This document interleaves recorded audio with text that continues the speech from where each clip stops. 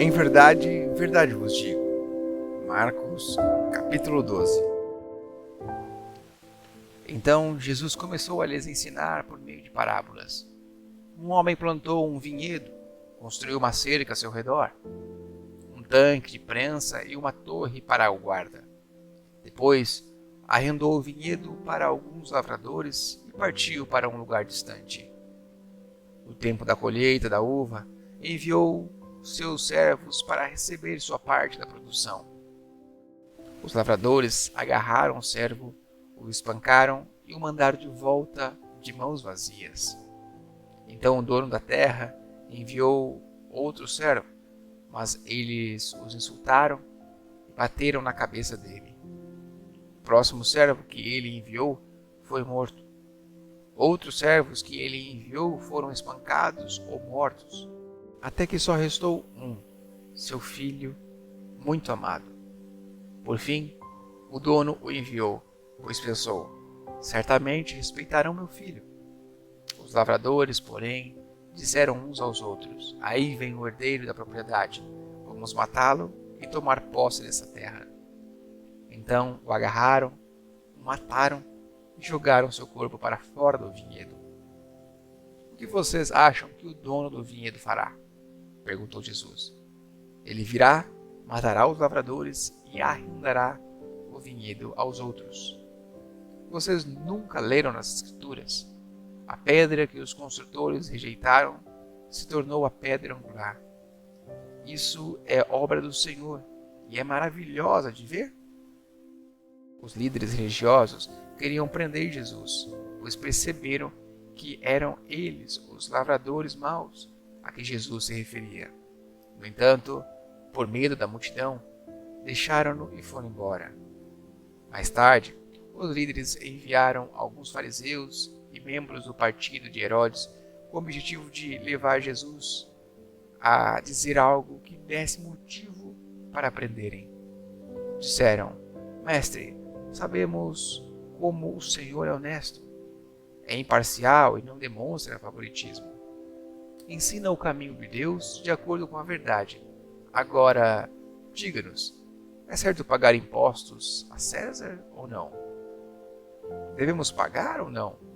Jesus percebeu a hipocrisia deles e disse: que vocês tentam me apanhar numa armadilha? Mostre-me uma moeda de prata, e eu lhes direi.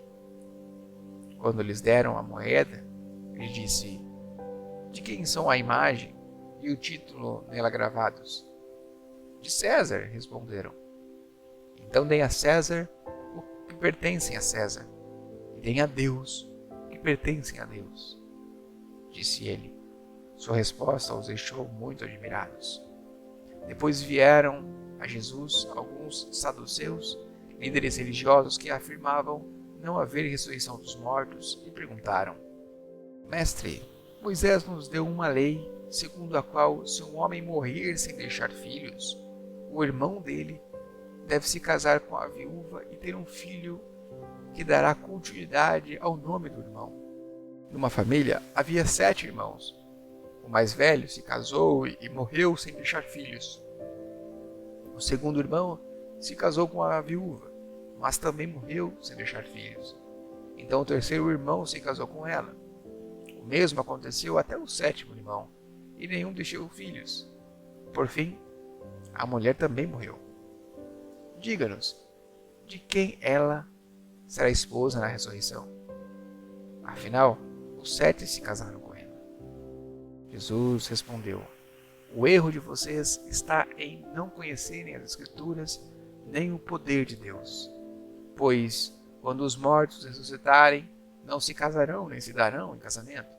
Nesse sentido, serão como os anjos do céu. Agora, quanto a haver ressurreição dos mortos, vocês não leram a esse respeito nos escritos de Moisés, no relato sobre o arbusto em chamas? Deus disse a Moisés: eu sou o Deus de Abraão, o Deus de Isaque e o Deus de Jacó. Portanto, ele é o Deus dos vivos e não dos mortos. Vocês estão completamente enganados. Um dos mestres da lei estava ali ouvindo a discussão Ao perceber que Jesus tinha respondido bem, perguntou: de todos os mandamentos, qual é o mais importante?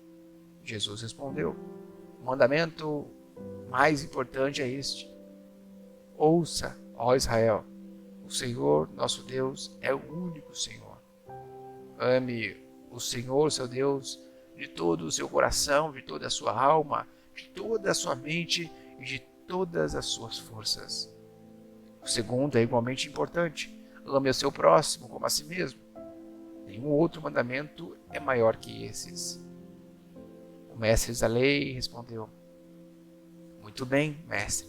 O Senhor falou a verdade ao dizer que só há um Deus e nenhum outro.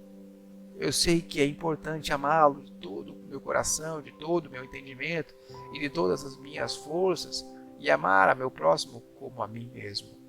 É mais importante que oferecer todos os holocaustos e sacrifícios exigidos pela lei. Ao perceber quanto o homem compreendia, Jesus disse: você não está longe do reino de Deus. Depois disso, ninguém se atreveu a lhe fazer mais perguntas. Mais tarde, enquanto ensinava o povo no templo, Jesus fez a seguinte pergunta: por que os mestres da lei afirmam que o Cristo é filho de Davi? O próprio Davi, falando por meio do Espírito Santo, disse: o Senhor disse ao meu Senhor: sente-se no lugar de honra à minha direita, até que eu humilhe seus inimigos debaixo de seus pés. Uma vez que Davi chamou o Cristo de meu Senhor, como ele pode ser filho de Davi? E a grande multidão o ouvia com prazer. Jesus também ensinou: cuidado com os mestres da lei. Eles gostam de se exibir com vestes longas e de receber saudações respeitosas quando andam pelas praças. Como gostam de sentar-se nos lugares de honra nas sinagogas e à cabeceira da mesa dos banquetes. No entanto, tomam posse dos bens das viúvas de maneira desonesta e, depois, para dar impressão de piedade, fazem longas orações em público. Por causa disso, serão duramente castigados. Jesus sentou-se perto da caixa de ofertas do templo e ficou observando o povo colocar o dinheiro. Muitos ricos contribuíam com grandes quantias. Então veio uma viúva pobre e colocou 2 moedas pequenas. Jesus chamou seus discípulos e disse: eu lhes digo a verdade, essa viúva depositou na caixa de ofertas mais que todos os outros. Eles deram uma parte do que lhes sobrava, mas ela, em sua pobreza, deu tudo o que tinha.